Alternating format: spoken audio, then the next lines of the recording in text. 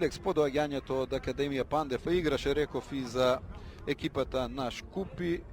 Една сезона, 26 меча, 4 гола, па и не премногу сакаше да покаже респект кон својот некогашен клуб. Интересните моменти од првиот дел, овој велемајсторски погодок на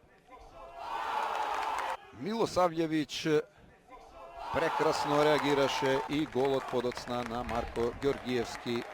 Силекс води со 2:0 против Шкупи по пауза од 15 на минути. Се враќаме со коментар од средбата во Кратово.